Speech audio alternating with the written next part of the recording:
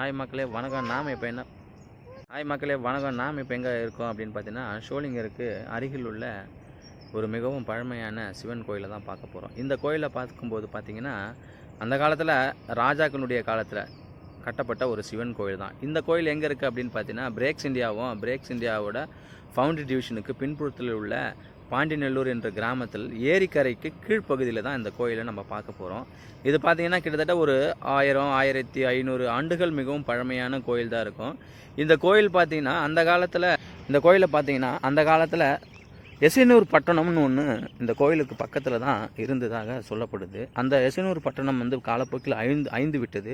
இப்போ பார்த்திங்கன்னா அது நம்ம ஷோலிங்கருக்கு அருகில் எசனூர் பட்டணம் என்ற ஊர் இல்லை, எசைனூர்னு ஒரு இருக்குது. ஆனால் அது வேறு எசைனூர் பட்டணம், எசைனூர்.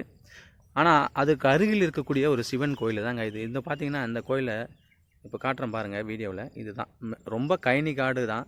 கைனிக்குள்ளே இந்த கோயில் இருக்குது. பார்த்திங்கன்னா போகிறதுக்கு கூட வரப்பு மேலே தான் நீங்கள் போகணும் அந்த சிவன் கோயிலுக்கு. வாங்க நம்ம வீடியோக்குள்ளே போகலாம். வீடியோக்குள்ளே போகிறதுக்கு முன்னாடி மறக்காமல் நம்மளுடைய சேனலை சப்ஸ்கிரைப் பண்ணுங்கள், லைக் பண்ணுங்கள், ஷேர் பண்ணுங்கள், கமெண்ட் பண்ணுங்கள். அநேக விவசாயத்துக்கு நல்லா ப்ரிப்பேர் பண்ணிகிட்ருக்காங்க மக்கள் எல்லோரும். நீங்கள் பார்த்தீங்கன்னா அந்த வீடியோவில் பார்த்தீங்கன்னா தெரியும். அந்த சிவன் கோயில் எங்கே இருக்குது அப்படின்னு பார்த்தீங்கன்னா இது இருக்குது பாருங்கள். இதுதான் அந்த சிவன் கோயில், பழைய காலத்து சிவன் கோயில் இது. நீங்கள் பார்த்தீங்கன்னா தெரியும். இந்த கோயிலை சுற்றி விவசாய நிலங்கள் தான், இன்னமும் விவசாயம் தான் அதுக்காக ப்ரிப்பேர் பண்ணிகிட்ருக்காங்க மக்கள் எல்லோரும்.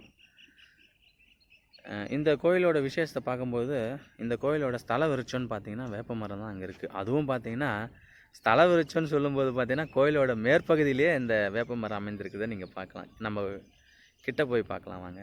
2000 ஆண்டுகளுக்கான இந்த கல்லில் எழுதியிருக்காங்க பாருங்கள்.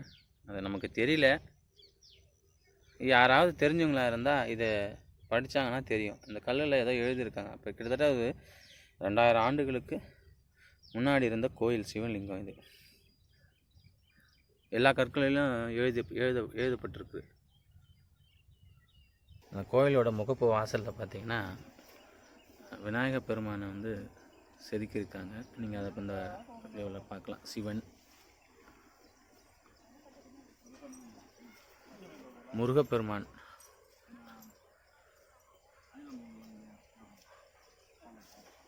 இங்கே பார்க்கலாம்.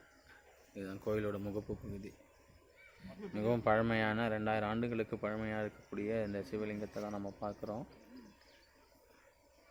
மக்களே, நாம் இந்த வீடியோவில் தான் பார்த்தீங்கன்னா ராஜராஜ சோழன் காலத்தில் கட்டப்பட்ட கல் போல் இருக்குது இது. இந்த கோயில் பார்த்தீங்கன்னா இதனுடைய அந்த காலத்தில் வெட்டப்பட்ட கல்வெட்டை தான் நம்ம பார்க்குறோம். யாராவது இந்த கல்வெட்டனுடைய பேரெல்லாம் படிக்கிறவங்க இருந்தால் நான் என்னுடைய நம்பரை இந்த இதில் தரேன். படித்து சொன்னீங்கன்னா எனக்கு ரொம்ப நல்லா இருக்கும், யூஸ்ஃபுல்லாக இருக்கும்.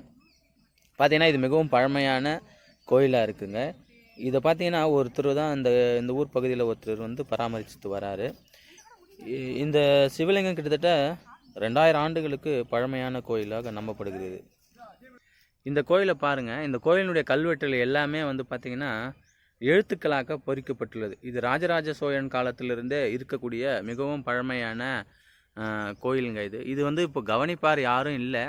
இருந்தாலும் சோழிங்கர் யாராவது வந்தீங்க அப்படின்னா மறக்காமல் இந்த சிவலிங்கத்தை வந்து பார்த்துட்டு போங்க, இந்த சிவனை தரிசனம் பண்ணிட்டு போங்க.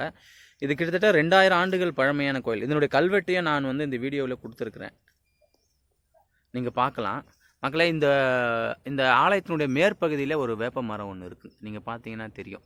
பழைய காலத்து கோயில், பட் ஆனால் இருந்தாலும் இப்போ வந்து அதை கவனிச்சு தான் வராரு. அந்த சிவனுக்கு தேவையான பூஜை சம்மந்தப்பட்டதை செஞ்சுட்டு தான் இருக்காங்க. இங்கே பார்த்தீங்கன்னா அந்த காலத்தில் இங்கெல்லாம் வீடு இருந்திருக்கும் போல்.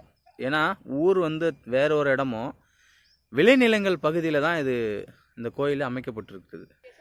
இப்போ பார்த்தீங்கன்னா இது விளைநிலங்கள் தான் இருக்கக்கூடிய இந்த பகுதியில். ஆனால் இங்கே ஒரு மேட்டு பகுதியில் தான் இந்த சிவனோட கோயிலே இருக்குது. அதை நீங்கள் பார்க்கலாம் இந்த வீடியோவில்.